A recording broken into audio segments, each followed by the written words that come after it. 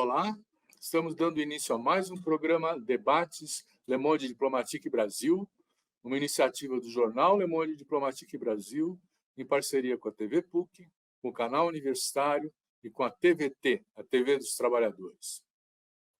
Hoje nós estamos com uma pergunta: que papel tem a Petrobras, uma companhia de extração de petróleo, nesse novo momento em que o Brasil se compromete em encaminhar um desenvolvimento sustentável?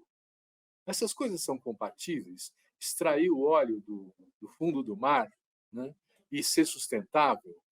Que papel tem a Petrobras na economia do Brasil e como ela pode estimular um caminho que seja de justiça social, de equidade, enfim. Nós vamos tratar de todas essas questões com um convidado muito especial. Eu quero apresentar para vocês o José Sérgio Gabriele de Azevedo. Gabriele, ele é economista, ele é doutor em economia pela Boston University e depois fez pós-doutorado na London School of Economics and Political Science. Ele é atualmente professor titular da Universidade Federal da Bahia. Foi diretor financeiro e de relações de investidores da Petrobras e depois foi presidente da Petrobras no mandato mais longevo de um presidente, de 7 anos. Gabriele foi 7 anos presidente da Petrobras, né? Ele é membro não executivo do Conselho de Administração do Itaúsa e membro do Conselho de Administração e Comissão para a Estratégia Internacional do Galp Energia. Tem muitas mais qualificações.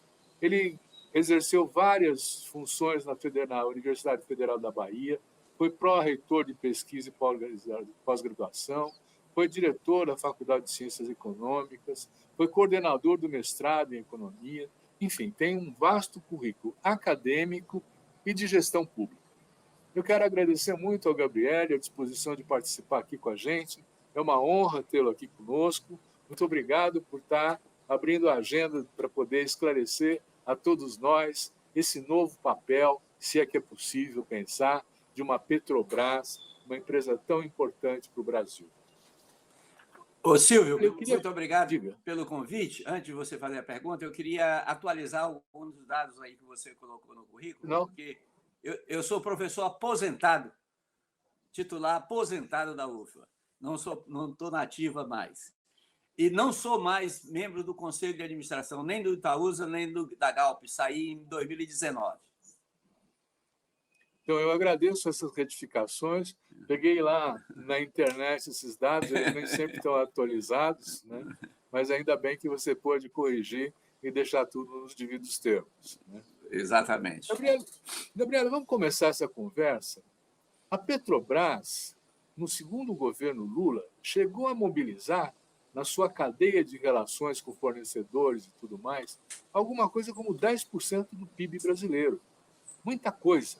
Uma empresa que se ramificou, que tinha atividades diversificadas e que foi atacada pelo governo do presidente Bolsonaro, desmembrada, enfim, foi transformada quase que só numa exploradora de petróleo do subsolo, né?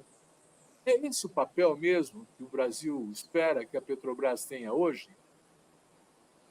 Eu acho que não. Quer dizer, se você olhar as grandes empresas de petróleo do mundo, sejam elas privadas, sejam elas as empresas dos estatais, elas tendem a ser empresas, são empresas que produzem petróleo, refinam petróleo, transportam o petróleo, distribuem o petróleo até os consumidores finais. São empresas que atuam cada vez mais como empresas de energia, mais do que somente empresas de petróleo. Atuam na área do gás, atuam na área dos biocombustíveis, atuam na área das energias renováveis.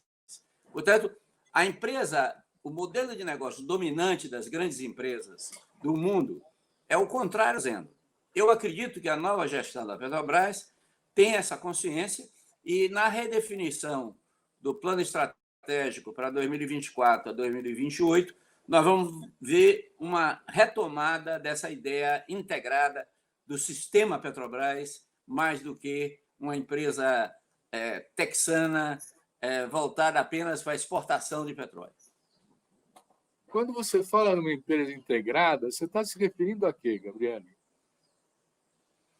Eu estou me referindo a uma empresa que produz petróleo, produz petróleo, que extrai do subsolo, refina o petróleo, transforma o petróleo em derivados, distribui o petróleo aos postos do varejo,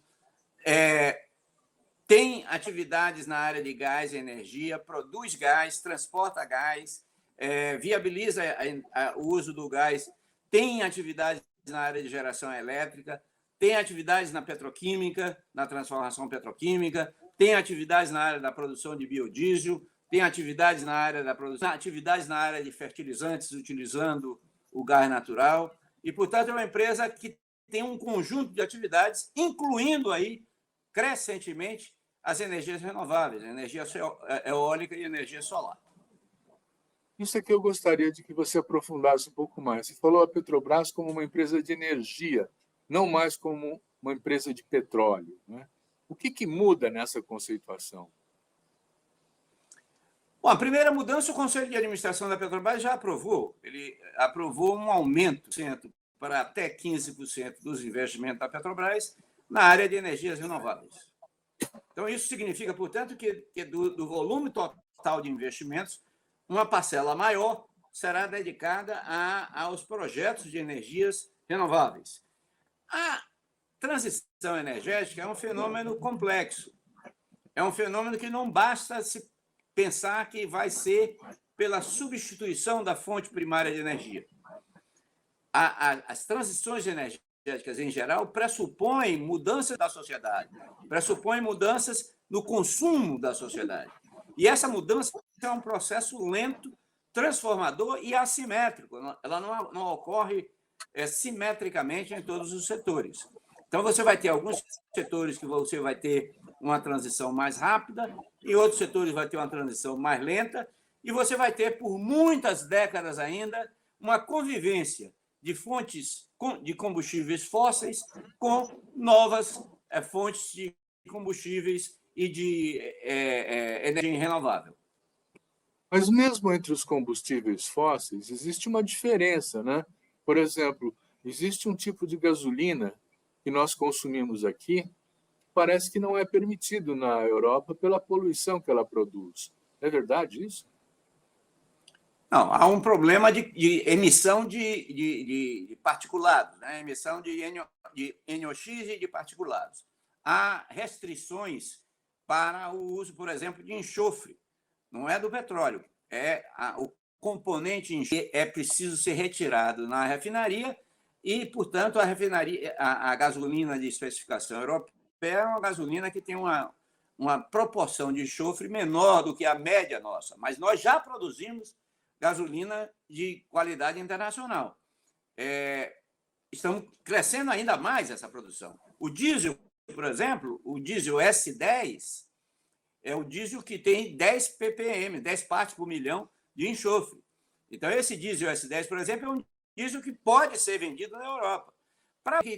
Você precisava ter, como a Petrobras fez lá em 2006, 7, 8, 9, 10 e 11, durante esses 6 anos, fez um enorme investimento de construção de unidades de hidrotratamento e unidades de dessulfurização, que são unidades que não aumentam a produção, não aumentam a capacidade de produção da refinaria, mas reduzem a emissão de particulados, em especial a do enxofre. Então, portanto, esse é um fenômeno, digamos, do combustível fóssil. É um fenômeno do processo de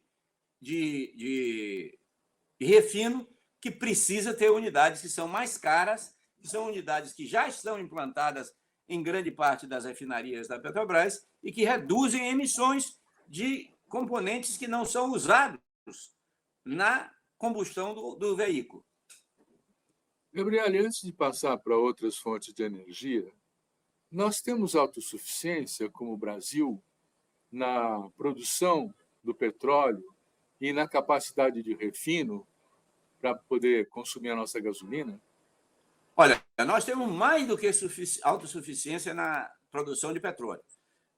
Em 2022, por exemplo, o Brasil exportou cerca de 1 milhão de barris por dia. 1 milhão de barris por dia foram exportados do Brasil.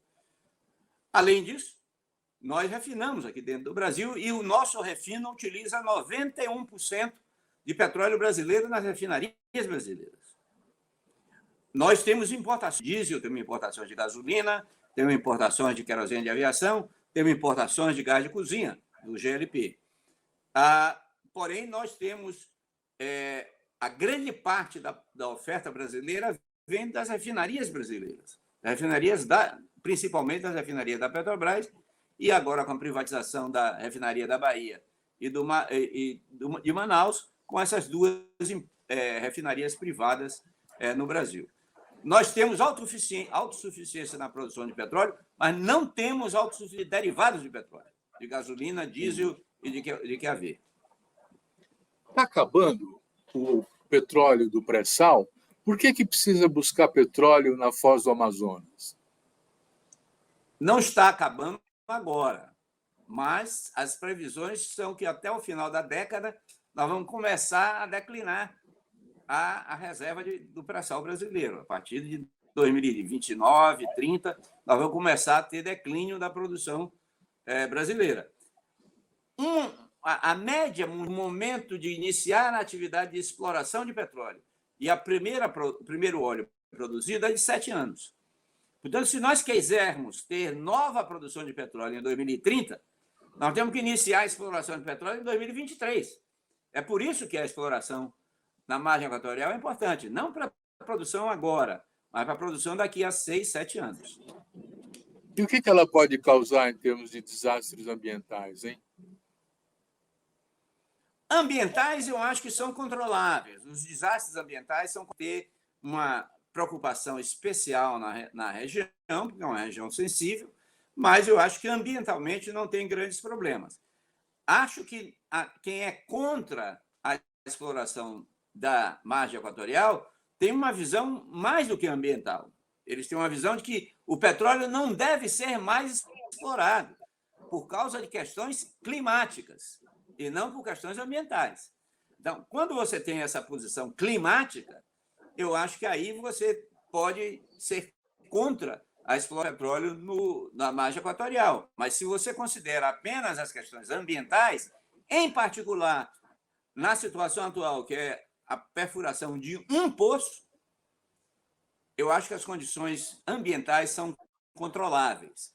Se houver sucesso e houver a necessidade de expandir a perfuração para novos poços, você vai ter que ter mais cuidados ambientais ainda.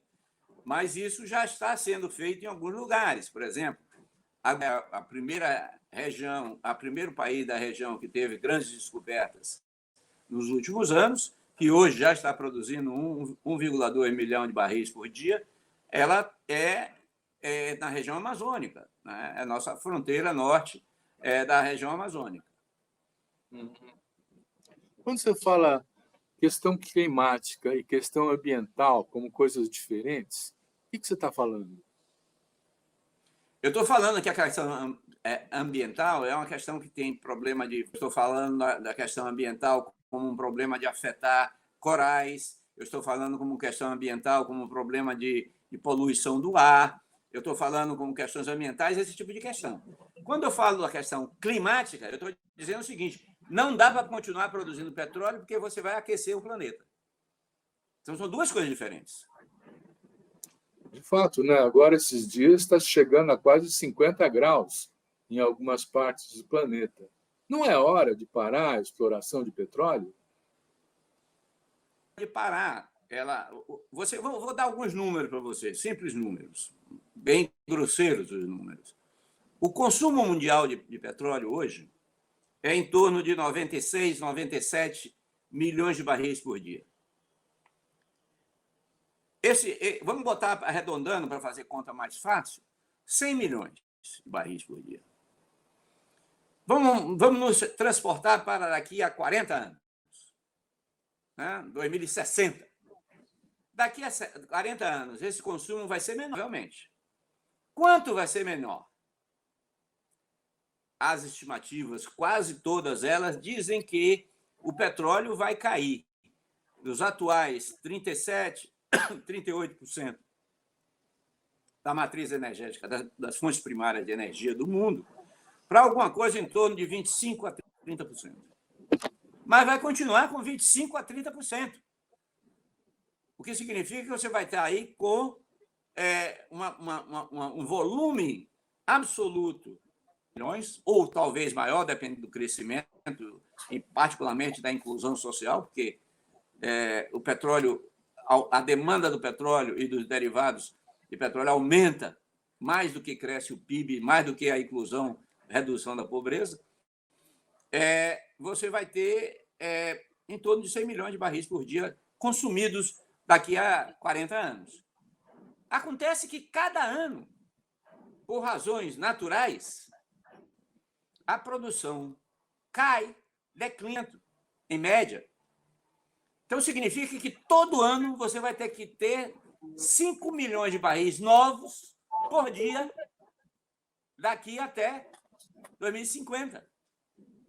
Então, você vai continuar precisando de petróleo por muitas décadas ainda.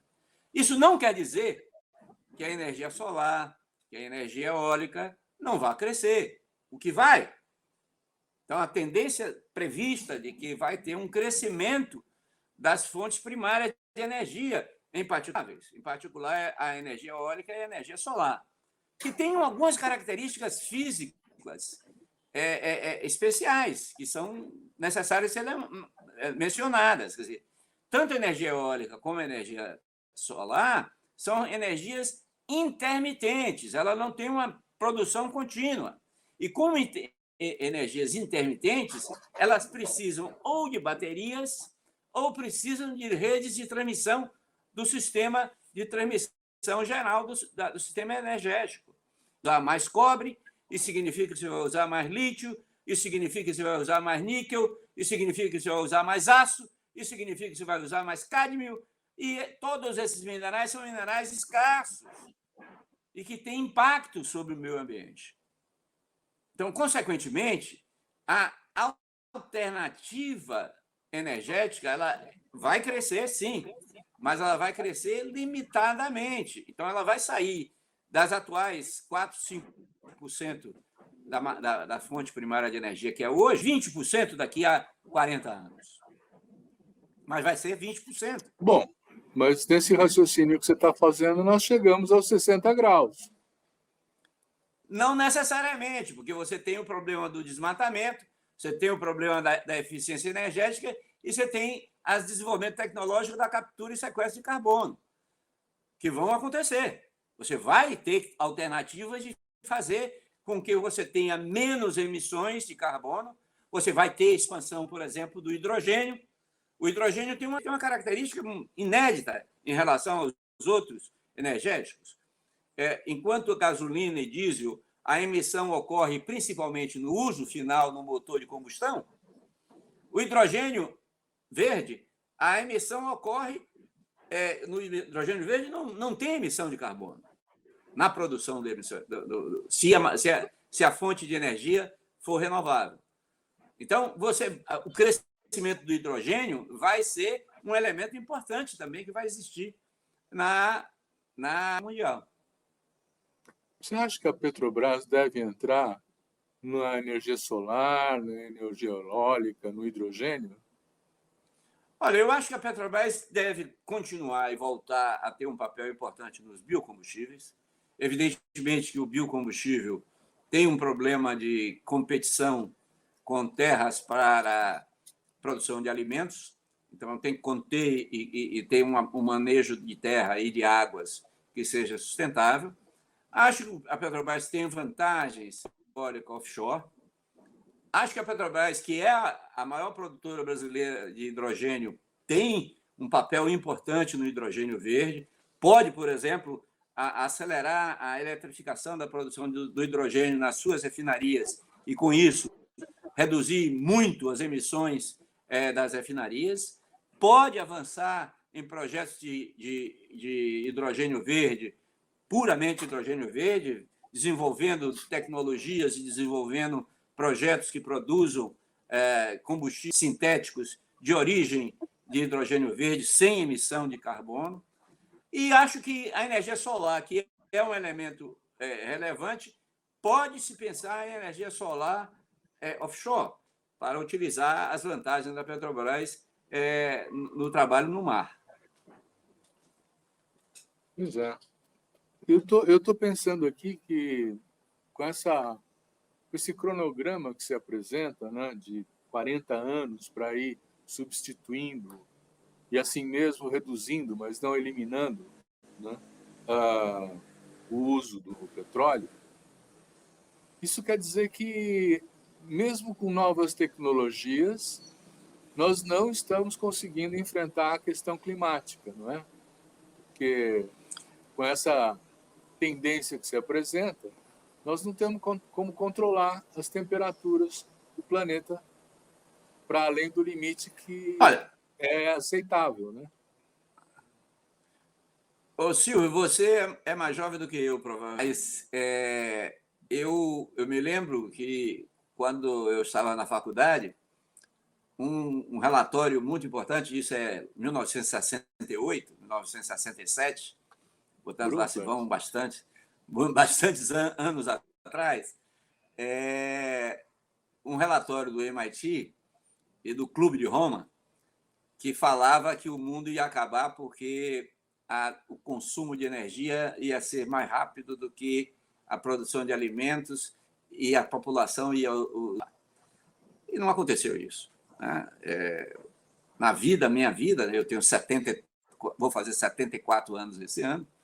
Nesses 74 anos, eu vi a produção de alimentos crescer, eu vi a produção de combustíveis crescer, eu vi a produção da sociedade crescer, eu vi a inclusão social aumentar, eu vi a diminuição da pobreza. E esse processo aumentou o consumo de energia per capita enormemente. Tivemos aquecimento? Claro que tivemos aquecimento, mas não foi o gráfico previsto pelo Clube de Roma. Então, eu estou lembrando desse exemplo para dizer hoje o que alguns analistas estão colocando dada a situação atual, nós vamos ter medidas até 2030, por exemplo, porque se não tomarmos medida até 2030, nós não chegaremos em 2050. Então, é verdade. Quais são as medidas que nós temos que tomar? Nós temos, em última instância, viabilizar uma redução global das emissões de carbono. A emissão de carbono depende do que é emitido pela natureza. A captura pela natureza, que é o reflorestamento, é a melhoria do manejo da terra, é um elemento absolutamente fundamental para garantir a redução da emissão de carbono. Evidentemente que na produção de combustíveis também tem que se reduzir ao máximo a emissão de carbono. Mas não só de carbono, nós temos que reduzir a emissão de NOx, de dióxido de nitrogênio, nós temos que reduzir a emissão de enxofre, série de outras emissões para fins não ambientais, mas não climáticos, mas fins ambientais.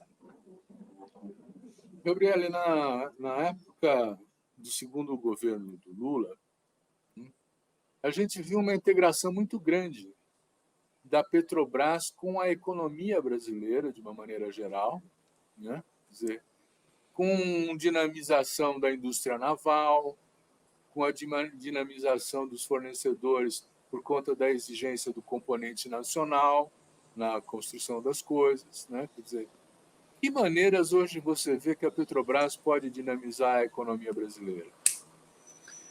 Olha, eu acho que aquele modelo, naquele tamanho, não é mais possível, por 3 razões principais.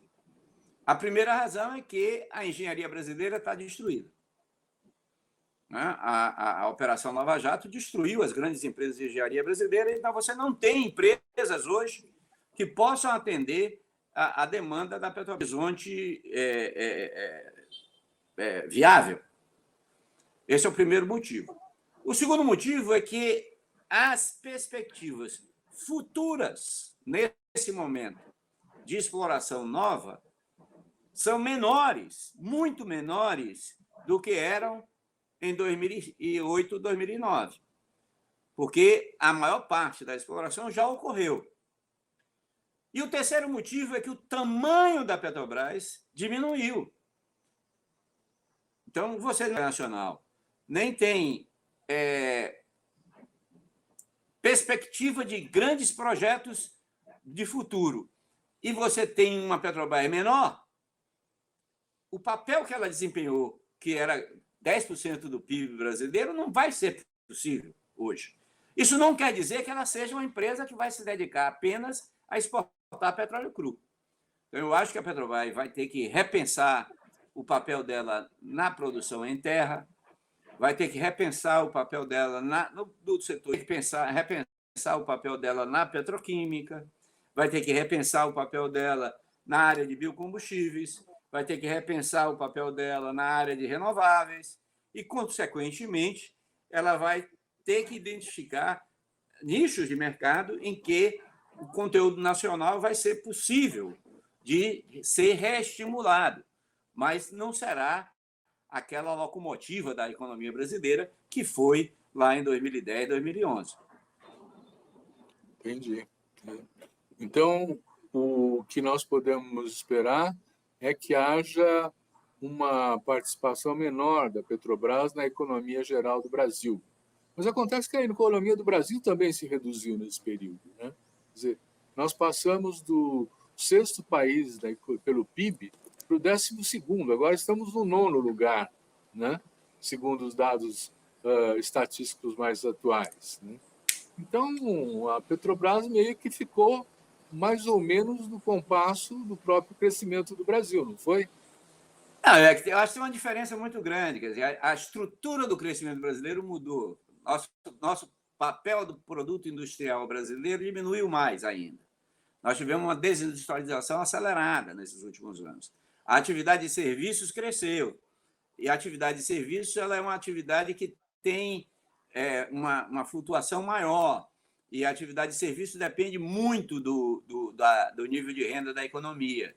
E a Petrobras é uma produtora de combustível fóssil, né? Então, eu acho que a queda da Petrobras foi maior do que a queda brasileira, porque ela perdeu posição relativa, mas o mundo cresceu. Então, não quer dizer que ela declinou. O Brasil deixou de crescer, mas não declinou. Nós tivemos poucos momentos de redução da produção brasileira. Mas nós estamos nos retirando, quer dizer, nós não. O governo brasileiro, o último governo brasileiro, anterior ao governo atual, se retirou da África, se retirou de alguns países da América Latina. Agora tem essa proposta de fazer uma parceria com a Argentina por conta do gás, não é? Quer dizer, você vê a Petrobras com uma atuação multinacional ou não? Eu acho que, nesse momento, a atuação multinacional da Petrobras deve ser secundária. Ela vai ter, porque uma grande empresa precisa ter atuação internacional. Agora, eu acho que o principal foco da Petrobras é o desenvolvimento do mercado brasileiro. Ela não deve ter como principalidade a expansão na área internacional. Ela vai ter que manter, por exemplo, uma presença na exploração africana é necessária, até para conhecer a geologia do lado de cá do Oceano Atlântico, né? Porque antigamente os dois continentes eram unificados. Então, a geologia africana é complementar à geologia brasileira. Então, ela vai ter alguma presença para manter o conhecimento. Uhum. Muito bom. Você entende que a gente tem que colocar algum limite também na produção do plástico, nos derivados da indústria petroquímica? Como é que é, hein? Olha, a indústria petroquímica brasileira tem um problema estrutural em comparação com a indústria petroquímica mundial. A indústria petroquímica mundial expande principalmente no Oriente Médio e na China. E no Oriente Médio e na China, a expansão se dá principalmente em grandes complexos integrados da petroquímica com a refinaria. Nós temos uma separação clara no Brasil da petroquímica do refino, feita desde o governo Fernando Henrique, que obrigou a privatização da petroquímica brasileira, lá no governo Fernando Henrique ainda. Então, essa reconstrução petroquímica e refino, que é a tendência da grande petroquímica internacional, é um dos problemas do Brasil para a produção de plásticos. O segundo problema é que a maior parte da produção petroquímica internacional, em particular, tanto no Oriente Médio, mais no Oriente Médio do que na China e nos Estados Unidos, é uma produção que utiliza gás natural. Havido uma redução, utilizamos nafta como matéria-prima para a produção dos nossos petroquímicos. Então, nós não podemos crescer muito a produção de plásticos no Brasil. Mas também não devemos ficar importando plástico. Então, esse é um desafio do ponto de vista da produção. O que geralmente se coloca como o efeito poluidor ambiental do uso do plástico é no consumo. Então, nós precisamos estimular a reciclagem, nós precisamos recircular, nós temos que estimular hábitos de seleção do lixo para separar o plástico dos outros resíduos. Nós temos que substituir comportamentos nos supermercados, deixar de usar sacolas de plástico. Nós temos que reduzir o comportamento nos bares, deixar de usar copo de plástico e canudo de plástico. Então, nós precisamos fazer uma mudança muito mais no consumo, oferta, na produção. Uhum. Isso é verdade, né? Eu estou pensando aqui comigo também, quer dizer, a questão dos recursos financeiros, né? A Petrobras, se eu entendi direito, ela distribuiu mais de 280 bilhões de reais de lucro para os seus acionistas no ano passado.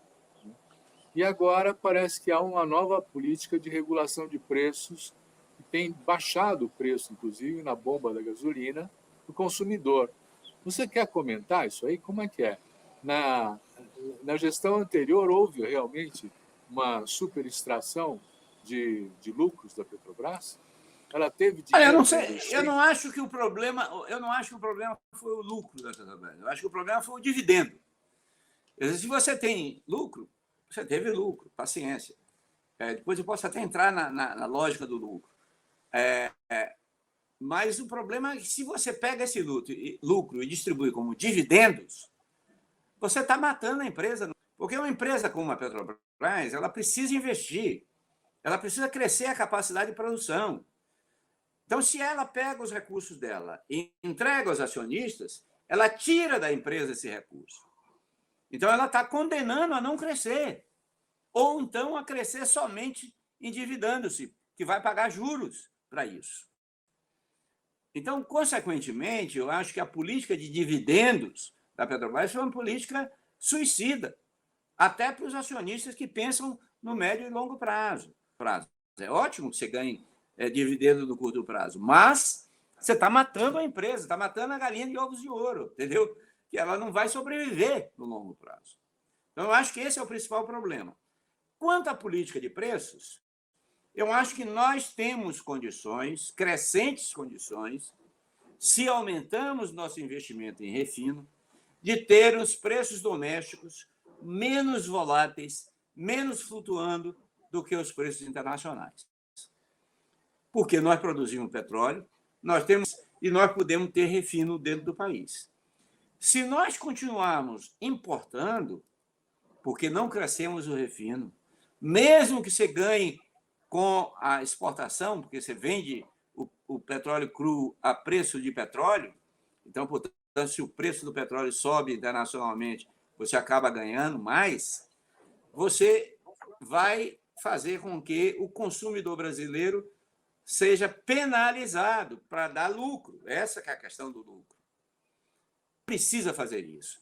Você pode ter uma política de preços mais abrasileirada, como dizia o Lula, ou seja, uma política de preços mais refletindo os custos de produção dentro do Brasil, do que as variações do preço internacional. Agora, você não pode manter isso isolado por muito tempo. Essa relação entre o preço doméstico e o preço internacional não pode ser completamente isolada. Por quê? Os domésticos maiores do que os preços internacionais, por muito tempo, vai crescer a importação, porque você não pode fechar o país. Se você mantiver o preço doméstico abaixo dos preços internacionais por muito tempo, vão ter agentes que vão comprar o derivado aqui dentro do Brasil e exportar. Então, portanto, manter preços domésticos completamente isolados dos preços internacionais só é possível, como ninguém quer fechar a economia, você vai ter que manter uma certa relação, que não precisa ser todo dia, não precisa ser só a curto prazo, entre os preços internacionais e os preços domésticos. Gabriele, olha, acho que foi em 2016, eu tive no Fórum Social Mundial na Venezuela, acho que foi 2016, né? E lá os venezuelanos enchiam o tanque do seu carro com $5, né? E ali ficou evidente que o preço da produção do petróleo na Venezuela era muito baixo.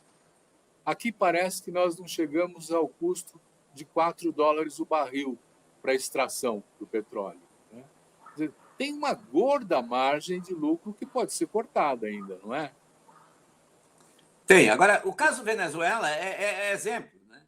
Por que a Venezuela pode fazer isso? Porque ela está isolada. A Venezuela está isolada do mundo pelo bloqueio dos Estados Unidos. E, então, a exportação do petróleo na Venezuela representa 87% da produção de petróleo. Não é o caso brasileiro, que vende para o mercado interno a maior parte da produção dele. É completamente diferente a situação da Venezuela da situação brasileira.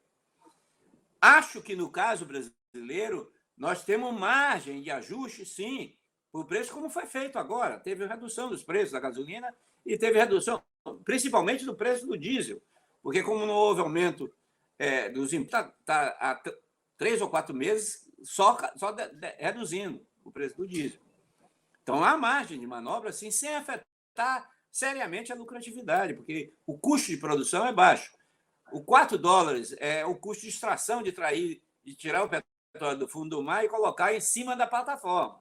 Mas não é o custo total de produção do petróleo. O custo total de produção do petróleo deve estar aí na faixa dos $30 a $35 o barril. É o mesmo custo das multinacionais que estão operando no pré-sal brasileiro? Como é a relação da Petrobras com essas multinacionais? A Petrobras tem uma relação de sócio, ela é sócia de muitas dessas multinacionais. Ou elas são sozinhas, elas ganharam concessões próprias, né, nos leilões da ANP. Então, a Petrobras tem associações em que ela, vamos supor, ela tem 40%, as empresas têm 60%. Então, da produção daquele campo, 40% é da Petrobras e dos outros sócios. Não necessariamente 60% para um sócio só. Geralmente, a Petrobras, nesse caso, tem mais de um sócio. Então, ela tem sócios, né, na produção. E aí a divisão da produção é pela proporção do consórcio. No caso das empresas que conseguiram a concessão ou o contrato de partilha diretamente do leilão, a Petrobras não participa, mas as empresas têm a sua lucratividade de acordo com as regras do contrato. Você acha que ela devia retomar a rede de distribuição dos postos de gasolina que foram vendidos para o setor privado? Não há nenhuma grande empresa de petróleo, principalmente privada, sem uma rede de distribuição. Então, em todo lugar você tem um posto Shell, tem um posto BP, tem um posto Total, tem um posto Repsol, tem um posto Galp, tem um posto Equinor, no mundo inteiro. No Brasil, o que você vê posto Petrobras não é um fake news. Não é mais Petrobras, porque a Vibra é 100% privada. A Petrobras não tem participação mais na Vibra. No entanto, tem um contrato com a Vibra de direito de uso da marca Petrobras. E mais grave, se a Petrobras quiser voltar ao mercado de distribuição, ela vai ter que brigar para usar a marca Petrobras. Isso realmente é um problema. A gente tem estoques estratégicos de petróleo para garantir eventuais possibilidades de ter que usar mais em algum momento ou não? Não, os estoques nossos são relativamente pequenos. Nós temos uma produção contínua. Imagino que as nossas Forças Armadas garantem as fronteiras brasileiras. E dificilmente um debate a produção de petróleo. Na questão dos derivados, talvez seja necessário a gente ter uma política de estímulo a estoques, a ampliar os estoques no que se refere à gasolina e, em particular, no que se refere ao diesel, para evitar eventuais, desequilíbrios no mercados regionais que podem existir. Então, os nossos reguladores de derivados são relativamente baixos. Se eu não me engano, tem alguma coisa de 30 dias, 30 e poucos dias. É pouco, né? Ainda bem que nós não temos nenhum risco de alguma guerra na nossa fronteira, coisa assim, porque senão precisaríamos de estoques muito maiores de combustível, né? Exatamente. Gabriel, como é que você vê o futuro da Petrobras, assim, entende? Qual é a marca, a identidade que ela vai tentar desenvolver, segundo a sua opinião?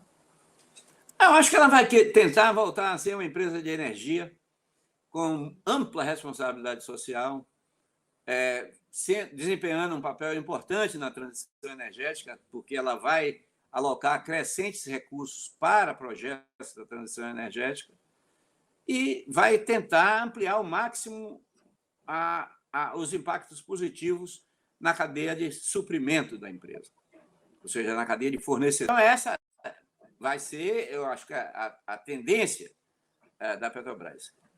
O grau que ela vai conseguir de fazer isso é difícil de antecipar, porque vai depender de uma série de circunstâncias, inclusive de circunstâncias políticas e de circunstâncias regulatórias. Você falou, inclusive, na destruição das empreiteiras de obras públicas brasileiras, né? Pela técnica da Lava Jato. De obras públicas só não, elas foram destruídas também nas obras privadas. Perdão, você podia... As empreiteiras não foram destruídas só em relação a obras públicas. Por exemplo, a Norberto Odebrecht, que é uma empresa centenária do Brasil, ela estava ganhando licitações em Miami, estava ganhando licitações na África, estava ganhando licitações na América Latina.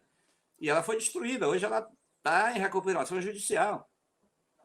Então, eu acabei lendo uns livros, inclusive, que falam que isso é uma guerra comercial dos Estados Unidos contra suas empresas concorrentes no plano mundial, né? Como é que você vê... Há essa hipótese. Tem um livro chamado Arapuca Estadunidense, de um executivo da Alstom francesa, que conta um pouco a Lava Jato lá, como foi e como acabou destruindo muito a Alstom também, né? 26 empresas europeias foram atacadas dessa forma pelos Estados Unidos, segundo esse livro, né? Antes de chegar na Petrobras e nas empreiteiras de obras públicas. A Petrobras mesmo sofreu esse impacto, né? Então, eu fico pensando assim, se nós quisermos desenhar um país mais sustentável, com maior equidade, com um maior desenvolvimento, o que a Petrobras tem que fazer? Nós estamos chegando perto do final da nossa conversa, o tempo passa rápido. Eu queria que você explorasse um pouco as possibilidades que se abrem hoje, como um cenário de, enfim, investimentos, de ordenação de planejamento estratégico, essas coisas? Olha, eu acho que a Petrobras tem alguns desafios. O primeiro desafio nesse momento é o refino. Eu acho que a Petrobras vai precisar ampliar a capacidade de refino dela. Não vai dar para continuar importando 30% do diesel, 25% da gasolina, 20% do GLP, 20% do querosene de aviação. Não vai dar. Então, você vai ter que ampliar a capacidade de produção brasileira. Então, esse já leva 6, 7 anos para ser construído. Não se faz uma refinaria de um dia para o outro.